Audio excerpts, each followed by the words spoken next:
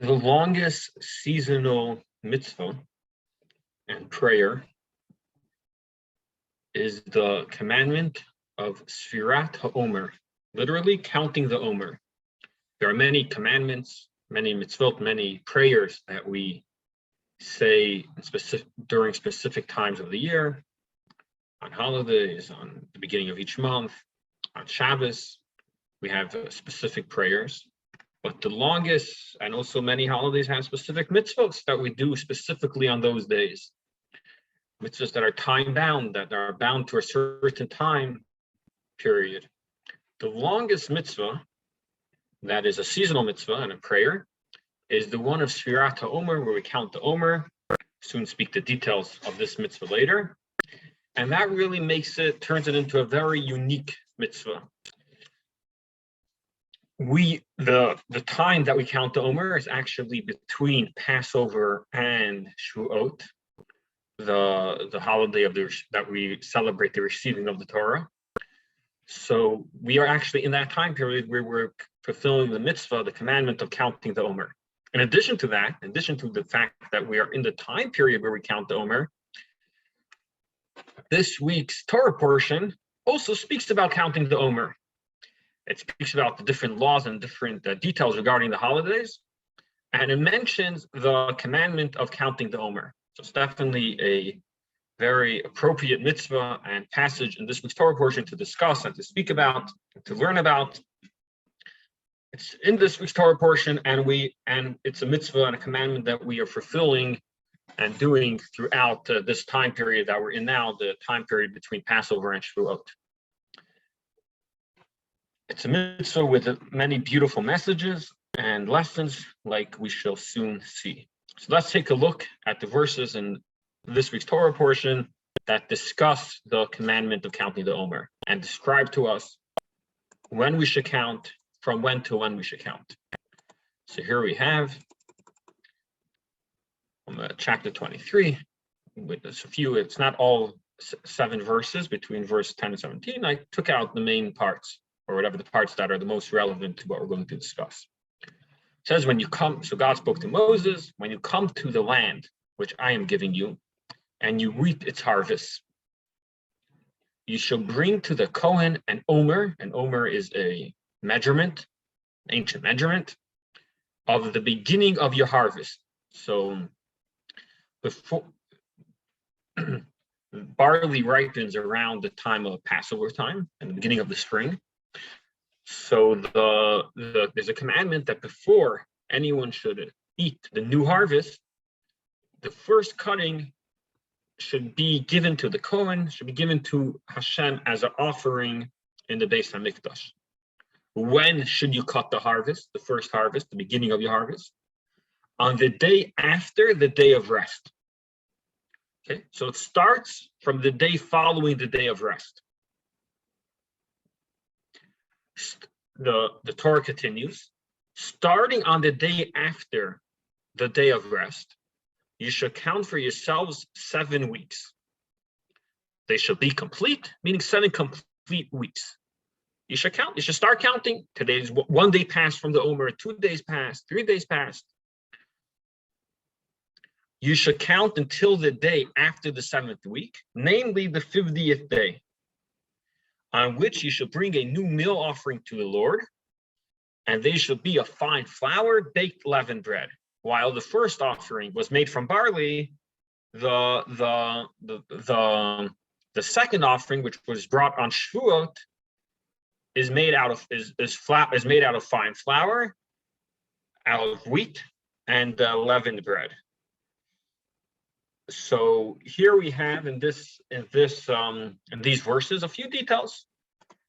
First, we have the idea of counting the Omer between these two time periods. Meaning, so there's 3 details. It says the offering that should be brought the day after the day of rest, which means actually the day after Passover. Typically, in the Torah, when it says the day of rest, is referring to Shabbos, the 7th day of every week, Saturday. Here, when it says the day of rest, it actually means the day after following Passover. We'll soon go back to this point in a second, in a moment. So it says when we should, it says when we should cut the first offering, which is the day after the first day of Passover. And then it says a second offering, which is on Shavuot, after counting the 7 weeks, the 50th day. We bring a wheat offering. The first one was a barley offering, then a wheat offering, also from the first wheat that was brought to the temple, used in the temple. And between those two time periods, we should count from the Omer until we get to the 49th day, until we get to the 50th day, and then in Shavuos. Now, reading these verses, there's a few points that right away, just a few questions that worth it to discuss. First of all, the idea that we just touched upon, when the Torah describes what day to start counting, the Torah says the day after the day of rest. And like we pointed out already, that the day after the day of rest usually would mean Sunday, typically in the Torah. Here, the rabbis had a tradition that it did not mean Sunday, it means the day after Passover. It's interesting to note, a historical fact, that this was actually a point of contention between the rabbis, the rabbinical leaders, the Orthodox rabbinical leaders, and a group that was very large in the end of the Second Temple period, the Baisusim, and the Tzaddukim, a group of people, of Jews, that rejected the oral tradition. We know that the Torah is made up of the written law and the oral law. There's the written law that Hashem gave Moshe, or dictated to him what to write, and there's the oral law, which is passed down from Moshe to Yeshua, to the leaders after him, all the way to us. And those laws are rules how to extrapolate different laws from the Torah, and also how to interpret certain verses. So this group of people, they rejected the oral law. And they said, hey, the Torah says you should start counting the day after Passover, the day after the day of rest. That means the day after Shabbos. The Shabbos that's next to Passover, not the day after Passover. And therefore, they try to spread their view, and they try to argue their point that the day after the day of rest means the day after Shabbos, Sunday. You should start counting. You should bring the offering, the Omer offering on Sunday, and then start counting. Not the day after Passover, which Passover could fall out any day of almost any day of the week.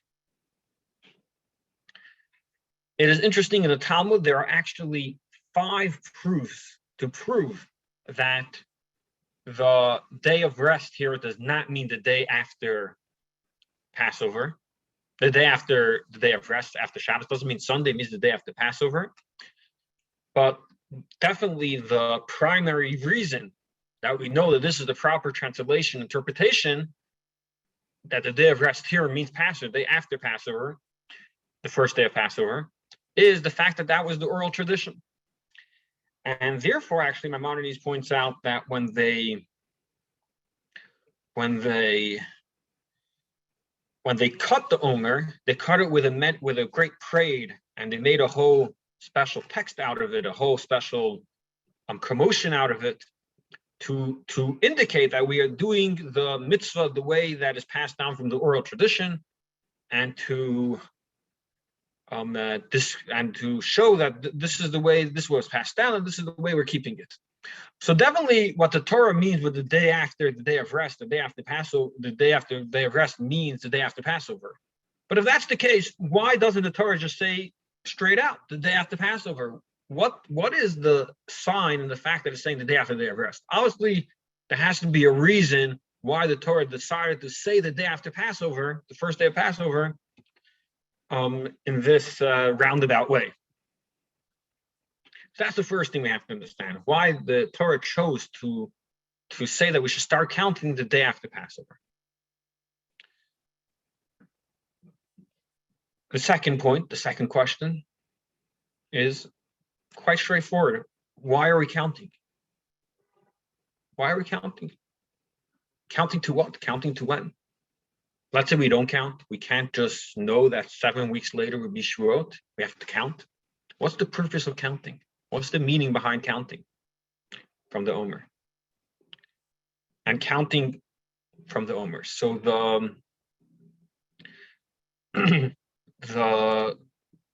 there's a well-known reason. Here we're going to learn it, how the Chinuch, which is a 13th century compilation of the commandments of the Torah. He also explains the reasons of the different commandments. It is not 100% clear who is the author of the Chinuch of this book. It's definitely ancient, especially there's different estimations who was the author. It is fair to safely assume that it was authored around the 13th century, but we're not 100% sure who was the author. It's a well accepted and very famous book. He lists all the mitzvot of the Torah and also writes reasons for each one of the commandments. Reasons or meditations or ideas behind each one of the commandments. So on this commandment of counting the Omer, in addition to listing the mitzvah and saying the basic laws of the commandment, he says the following as the reason of the commandment. He actually calls it the root of the commandment. Since the entire essence of Israel is only the Torah, and because of the Torah were the heavens and earth created, like Hashem said, I created the world that people should follow the Torah, that I should give the Torah and people should follow the Torah. And it is the essence and the reason that they were redeemed and left Egypt. In order that they receive the Torah at Sinai and fulfill it. The purpose why we left Egypt was in order to receive the Torah about 2 months later, just around about 2 months later at Mount Sinai. Like Hashem told Moshe that when you take the Jews out of Egypt, you should bring them to Mount Sinai to serve me. And because of this were they redeemed and went up to all of the greatness to which they rose in order to receive and to keep the Torah. We were commanded to tally from the morrow of the holiday of Pesach until the day of the giving of the Torah to show about ourselves the great desire we have for the honored day, which our hearts yearn for, like a slave seeks shade and always tallies when will come the yearned time that he goes out to freedom. And the tally shows about a man that all of his deliverance and all his desire is to reach that time. Okay, so he's saying a very interesting idea, that the idea of counting is to show anticipation and yearning for the receiving of the Torah. The Jews started to count right after they left Egypt, and they started to count when will we get to receive the Torah? 1 day, 2 days, 3 days, 4 days, and they're counting out of great anticipation for the receiving of the Torah. Just like when someone is waiting for something that he really wants, he starts counting. He count if it's a few days away, you count the days. If it's hours away, people count the hours, and as an expression of anticipation for what's going to happen. So here also the Jews are counted for their yearning and desire to receive the Torah. The problem with this interpretation, with this reasoning is, if that's the case, we're counting in the wrong direction. We are counting from the Omer, not to Shavuot, meaning like this.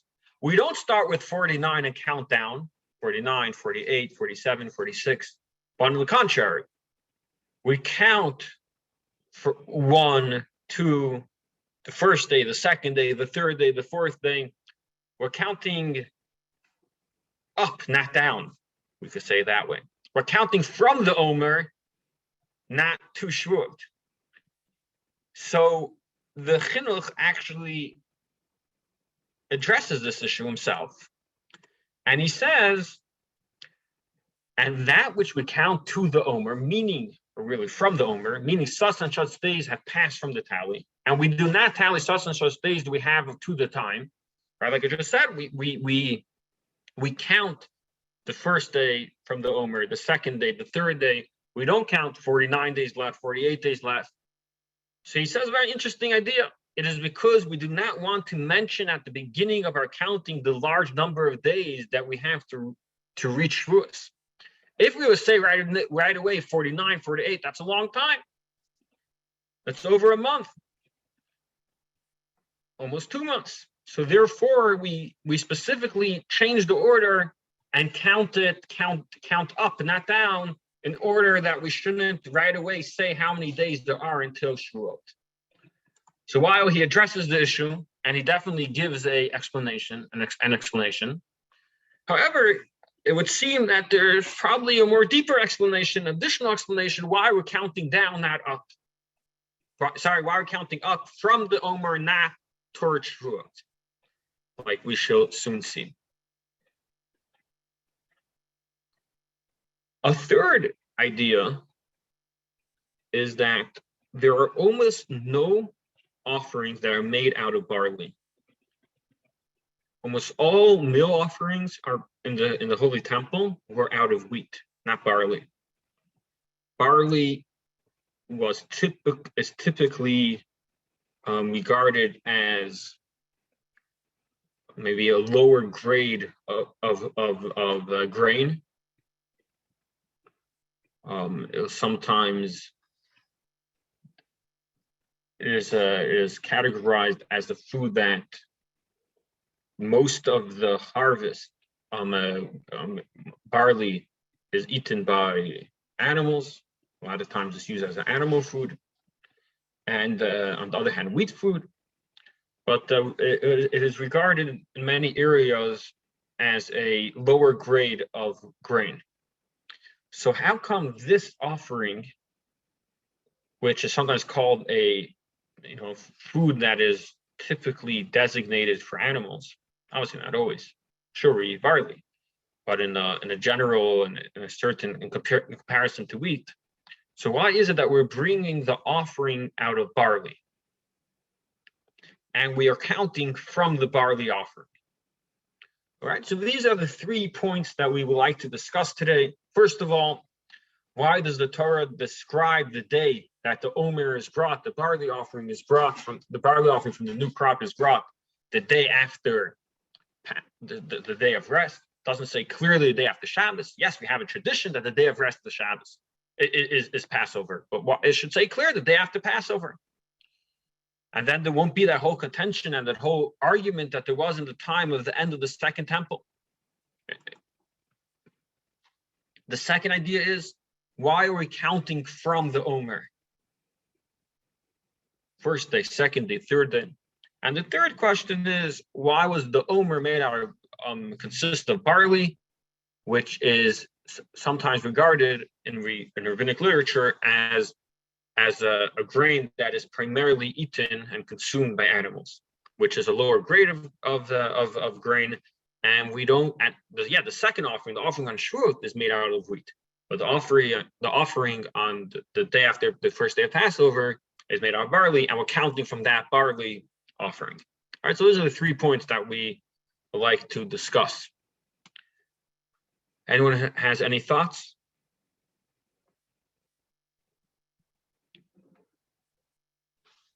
Yeah, Susan? I think it's important that we always count forward. That's a way of keeping time and keeping everything in the same order, and being aware of it's a positive. We don't want to count backwards. We want to count forward. That's, I think, very important. That and also maintaining the calendar of the seasons, and to do the same planting and doing everything at the same time, and It's a way of, I think, maintaining a critical set of time. In other words, by using the harvest and by using our holidays as a guide, it's very important. It's not willy-nilly. It's not, in other words, it's all Right. this is from the Torah. All this is given to us from Hashem. We need to follow it. That's very clear to me. We need to follow what we're told to do. The other thing is barley, from personal experience, doesn't make very good bread. It really doesn't. It falls apart. It doesn't have a cohesiveness. Now, I don't know if that has anything to do with why it was considered lesser or not. I don't know, but Right. That's an interesting point. Thank you for that point. Um, Yeah. I believe that the counting has to do with actually Sabbath announced later, not right when the Jews left Egypt. It was actually part of the commandments that were given in the Torah. That's way to say, count from the day of rest, considering as a Shabbat, it's kind of a little bit premature. That's my opinion. Second, I believe that 3 holidays, Passover, Shavuot, and Sukkot, were given with a specific date, where other ones are considered more like a festival, where people are adjusting the date to a specific conditions on the calendar. I think that's kind of makes sense to me. Right. The third one, the reason why maybe it was barley, just exactly because you mentioned that it was kind of food more appropriate for animals, and maybe because of given more spiritual guidance, it has to be a different offerings in the Right, so- quality right. of things that was offered. That's kind of my 2 cents to what Maybe I we'll think would be. expand on that last point. What would be the spiritual meaning, the difference between barley and wheat, and counting from the barley offering? So I believe that because probably the future of following commandments and following Torah will really refine or make a spirit or rules of nation to a much higher quality. right. Oh, so that's actually the direction we're going to be going. So and don't pull the words out of my mouth. Oh, I'm sorry. No, I'm kidding, I'm I kidding. tried to answer all Yeah, 3 sure. questions. Like I said, I believe that Right. Pesach was specifically designed as a date, as well as Shavuot and Sukkot, Right. but other holidays would probably be something that's supposed to be calculated. Now, I think that it makes much more sense to start from day 1 instead of starting from whatever 49, 48, Right. because first of all, it's a motivational thing. It's good that you have more numbers and you don't know how far it will go. That's why Right. it really makes you much more enthusiastic. This is number 1. And second, in many situations when you expect much happier ends, you kind of start from number 1. Oh, it's just 2 days before my birthday, or you wouldn't say in January, oh, it's 65 days before my birthday. Right. It's kind of It's the 49th day. We were waiting so long to get to this point. right. It curbs Right. your enthusiasm, I believe. Right. So in a certain occasion, the Rebbe once discussed this idea of counting the Omer. It's an idea that he's discussed many times. And he explained once the following idea, and actually based on one idea, he answered all 3 questions. What's the fundamental difference between a person and an animal? Okay, so the first thing that comes to mind, intellect. People have intellect. Well, animals for sure also have intellect. It could be a person could accumulate more knowledge than an animal. probably true. Definitely a certain type of knowledge. Could be some animals that have better memories, some worse memory. Understanding is not just about memory, it's about comprehension and taking apart an idea. So intellect is something that human beings have more than animals. But animals also definitely share some sort of have intellect. So we sort of share that virtue with each other, even if we say it's more by human beings. But one unique aspect that people have that animal doesn't have is the ability that a person could control himself. We could decide how to behave. An animal lives their life based on instincts, based on their nature. I don't know if an animal makes many conscious decisions as, do I want to, even though I naturally want to do this, but could I decide to do otherwise? An animal, the way it's born, the way it was born, that's the way it stays. A person, we could, yes, sometimes our emotions could be heated, we could be angry, we could have a strong desire for something, but we also could say, stop, I want to control myself, retain myself. We could be lazy and say, even though I'm lazy, I'm going to do it anyways. I'm going to get up and do it anyways. We have a certain ability to control ourselves and to contain ourselves, which is definitely a unique quality that animals don't have.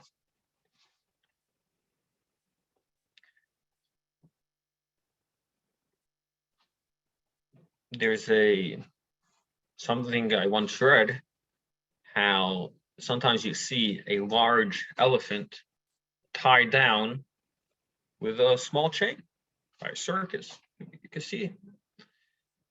And the obvious question is, the elephant, which is huge and very powerful, could rip out the chain instantly. So why doesn't the elephant rip out the chain? Why is the chain down? Why is it stuck?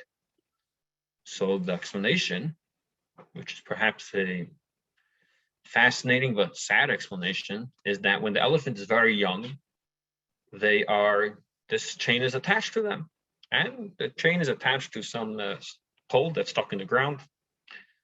And since it's young and weak, it's not able to rip out. It's not able to tear itself out, tear out, run away from the chain. So it gets used to being confined in that chain. And even when it grows up and it has already the abilities to rip the chain out of its source, out of the ground, but since it's used to being tied down, it stays tied down. It stays stuck in its place. So that's an animal.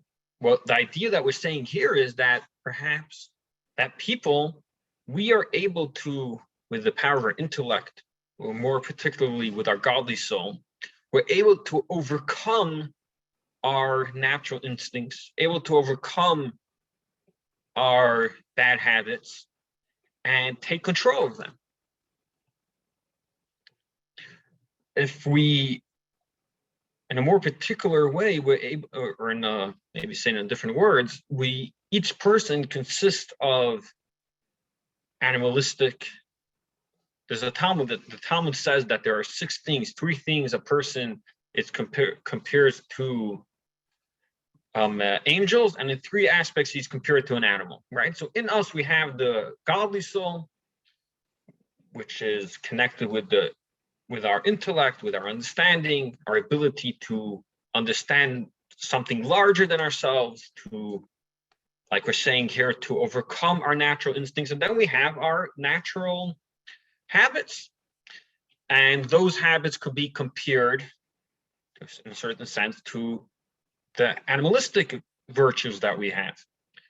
And the purpose of a person and our job is to slowly overcome our godly souls, should overcome and refine and elevate our natural emotions, our natural habits, to refine them and to elevate them and to take control over them. Not to be like that elephant that's stuck. And really, this idea of refining taking control and refining our natural habits, that is what the mitzvah of counting the Omer is all about.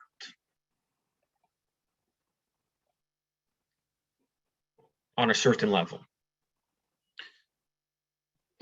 The offering that is brought right after Passover is an offering made out of barley. Why barley? So we said earlier that barley is considered sometimes a lower grade of grain. It is sometimes considered a food that is primarily animal food. Many times, many animals eat it. So barley really shows on that the habits that a person has. At Passover, the Jews were in Egypt for many years. They lived around the Egyptians. They learned from their ways. And it says how when Hashem wanted to take the Jews out of Egypt, they were sunk very deep in the gates and in the realms and the levels of impurity. And Hashem really had to take them out almost when not deservingly, when they didn't deserve it. It says he gave them specific commandments to do, so they should deserve it. When they left, it says many of them served idols. They really were they were incorporated and affected by the lifestyle of the Egyptians. So when they left Egypt, even though great miracles happened for them, but they weren't refined. They still had many habits and many characteristics and virtues that they had to overcome and refine and elevate and take control of. So therefore, the day after Passover, Hashem says, you should bring a barley offering, which shows on an offering that shows that we're dealing with, quote unquote, an animal, meaning the animalistic virtues that a person has. And we're looking to purify it. And that's why we're counting from the Omer. The idea of counting the Omer in Kabbalah and Jewish mysticism, it discusses how each day of the Omer corresponds to another one of the attributes that a person has. And each day we refine and we focus on another detail of the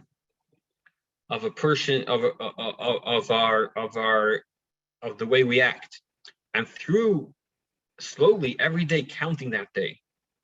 And counting in Hebrew could also sometimes mean the word sephira could also sometimes have the implication of shining.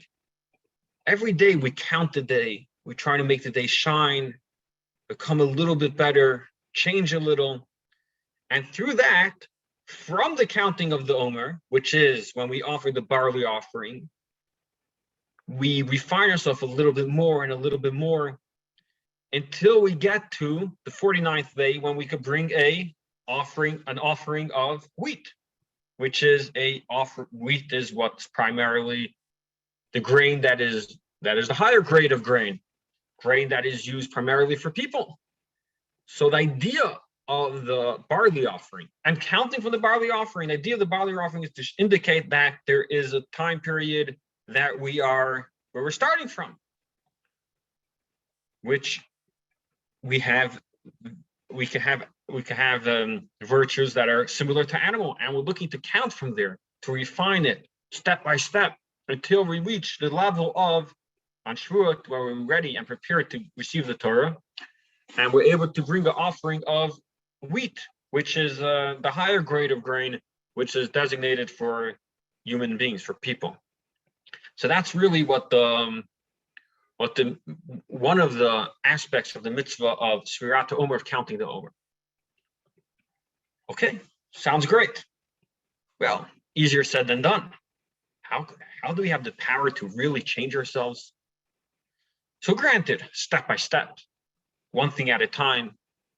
Yeah, if we look at sometimes try to fix everything at once, we give up fast. So definitely the way to go is just like we count one day at a time.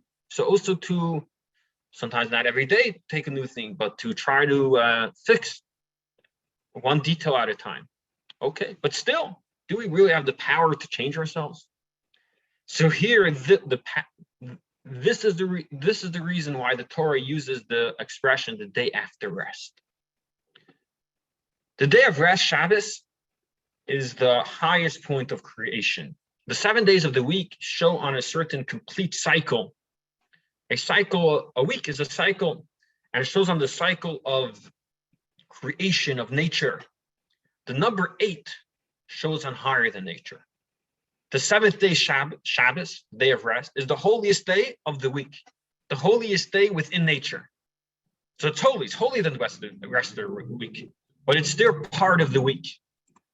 It's part of the natural cycle of the week.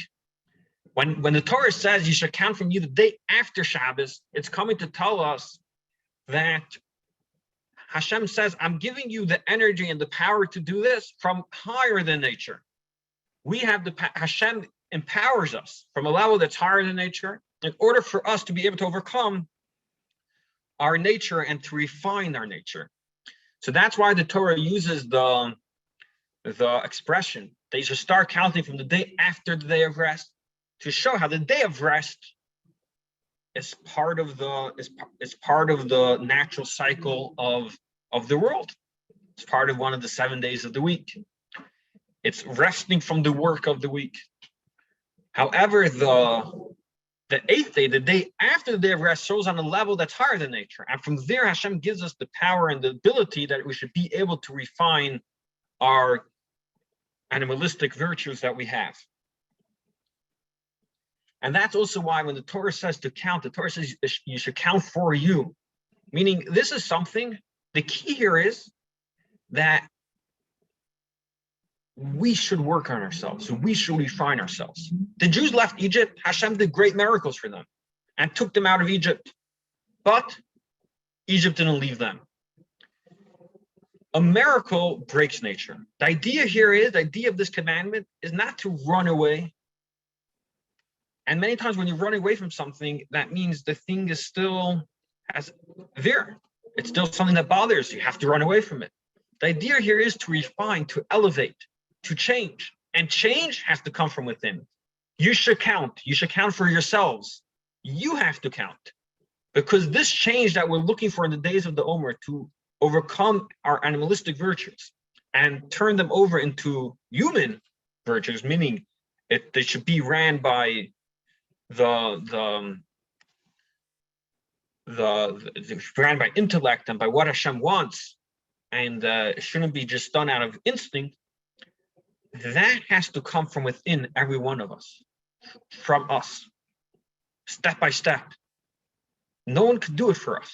Even a miracle can't do it for us, because a miracle would mean that it's coming from outside of us, and then we're not really changing. It has to come from within, and that's why it says you should count from the day after the day of rest, because the power that we have to do this is from a level that's higher than the 7 days of the week. The cycle of the week is higher than nature, and that's the idea of the counting of the Omer. And this really touches upon to all 3 points that we brought up. First of all, why are we bringing before we count, we're bringing an offering of barley. After we count, we're bringing an offering of wheat. That is to show that what we're looking to do here is to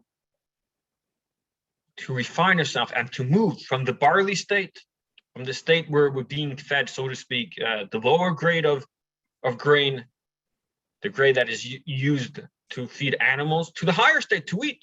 That's what we're looking to do. And how do we do that? Through counting from the barley offering. Every day, step by step. One day, a second day, a third day.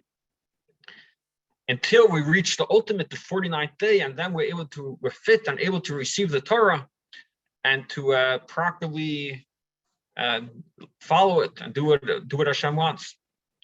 And that also explains why it says the day after rest, because like we just finished saying, that the day of the power that we have to change ourselves step by step, but to change ourselves comes from the energy that Hashem gives us through our godly soul, which is really higher than the creation, which is almost a supernatural strength. That strength to decide to do what's right and to actually incorporate what's right into our lives.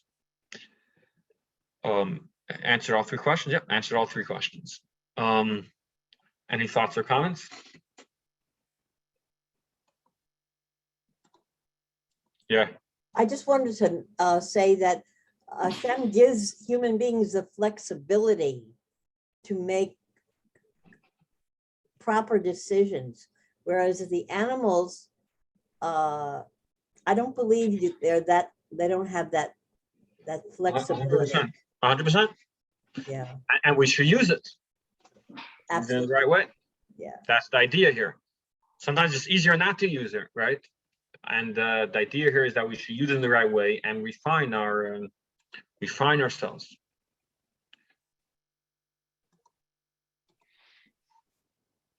Yeah. It's kind of interesting talking about the same subject. I happened to find a very interesting saying by a famous philosopher, Immanuel Kant. He's saying that actually happiness is a product of our imagination. And this is exactly a saying that probably proves everything that you just explained, that animals are doing everything out of instinct. But people, the most interesting part of us is imagination, something that we could really create in our intellect, in our brain first.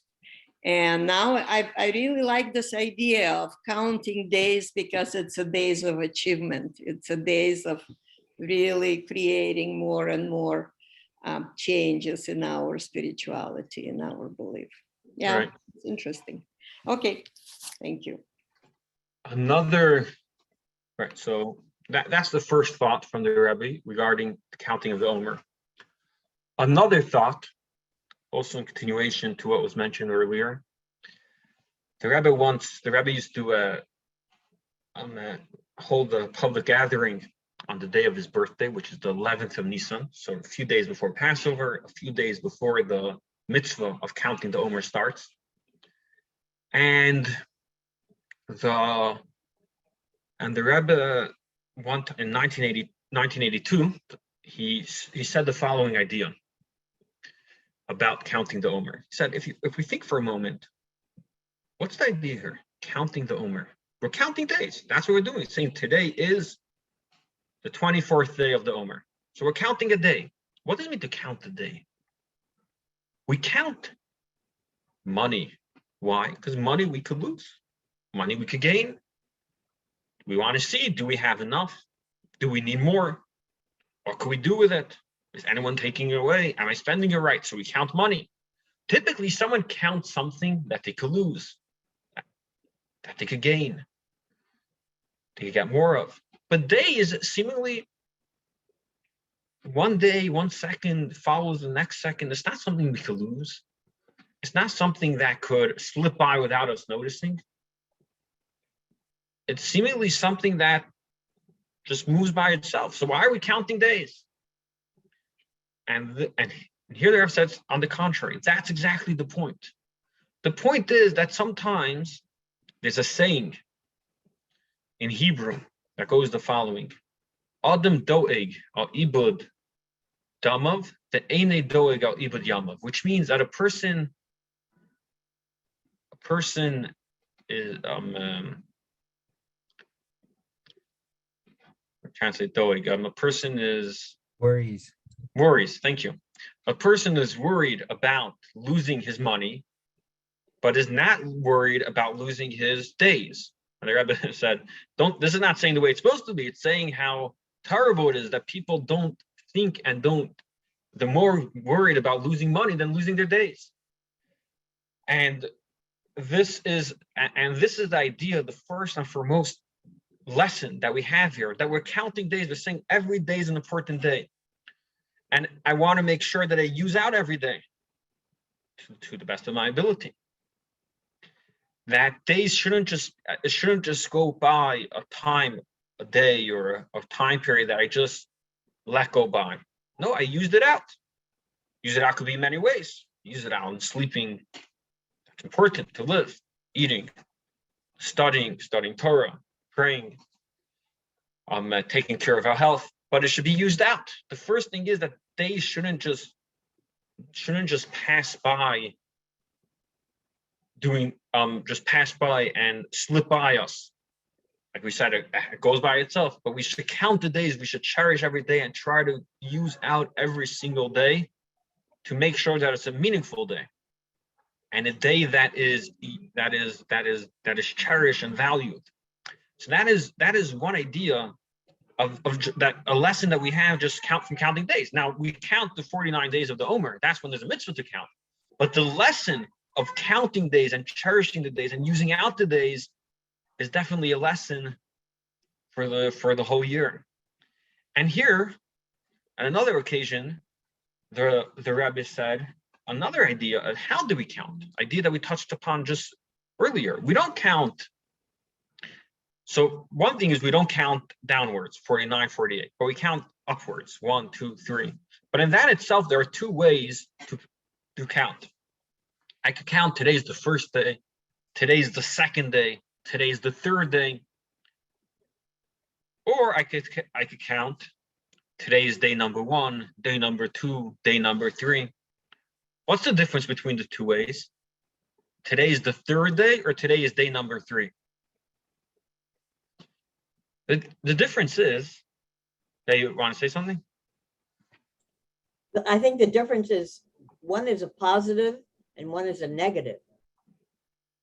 In other words, to stay in the now, this is my first day, this is my second day, it's way more positive and looking to use the day up to the most. Right, so, yeah. Yeah, I think that the first one of them is just, it's just a fact. Second one is much more active. It's a passive versus active way of looking at the time. I think it's the third day really gives you an idea that you have a goal. You have some kind of, guidelines in front. The third day, it's just you simply admit that it's a fact. It's nothing really creates any type of plan, any type of future for that. Right. I think that's how I see it. Yeah, thank you for the thought. Yeah. We can also look at the idea that we're counting towards something. It's the first day toward, or within that period, and the best is to count at night, which is the beginning, so that we have that full day to use or to develop or to change. Utilize, right. So, and then there's another point, in addition to what everyone was saying, which is definitely all true, is that when you count day number 2, day number 3, every day stands for itself. Today's the third day, today's the fourth day. When you say, today's day number 2, day number 3, it's like saying today's Tuesday. Tuesday's Tuesday, Monday's Monday. Tuesday doesn't have anything to do on Monday. But when I say today's the third day, I'm saying today is built off yesterday. Today is connected to yesterday and turning into this new unit of time. When we use out today the way it's supposed to be, it's not only I'm using out today, it is combined with tomorrow. Tomorrow turns into a fourth day, not just day number 4. When we use out every minute, when we use out our days the way we're supposed to, and we count our days, cherish our days, and use them out, it's not just I used out today and then tomorrow I have to use out tomorrow again. Of course you have to use out, but it has nothing to do with today. But rather, what I do today affects and would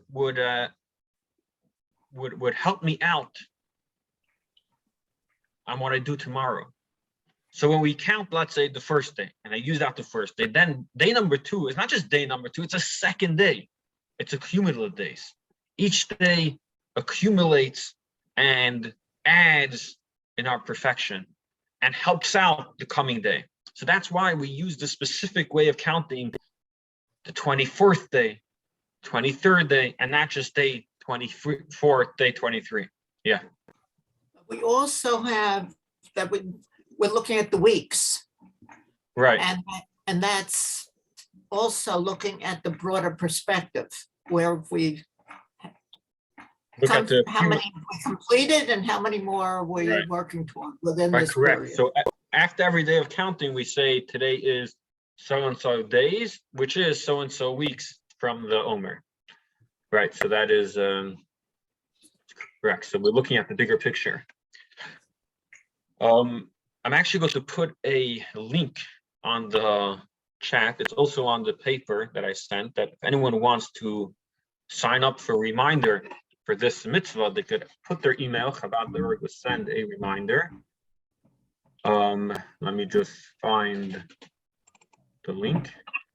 And then if you click on it, Rabbi, when you put to share the thing, it was on there in blue, but it didn't show up. But it didn't show up that it didn't print when I printed out the page. Unfortunately, I think here. Let me see if this would work. put it back up, and then I can copy and paste. Hopefully. Yeah. So if you on the chat, I put it up on the chat, so you could. If you click it, you could put in your information. They also send out a daily meditation. Okay, it just perfect. It just came up. It's there in black. Yeah. When you print it. I found it. Right. So in black, you won't be able to. It'll be hard to put in all the details on your browser. But since I posted it, just the link on the chat, so that could make it more convenient for everyone. Okay, If you put it now, wait a minute. Where is it? Right, so that's this special mitzvah of counting the Omer, which has so many different ideas to it, starting from a few ideas that we just summarized what we mentioned today, and what we discussed today.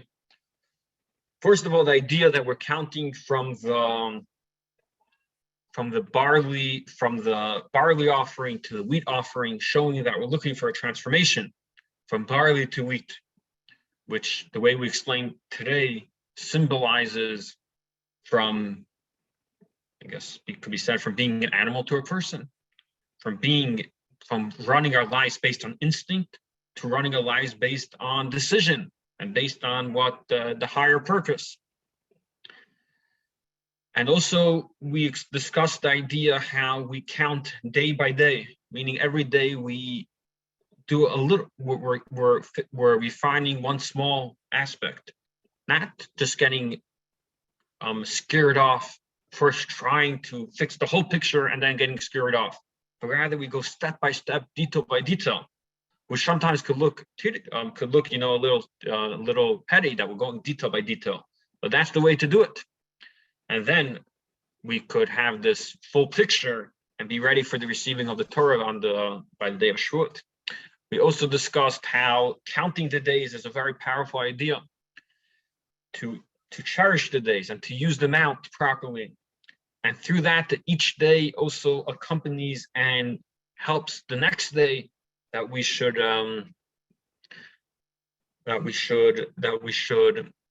should be the way it's supposed to.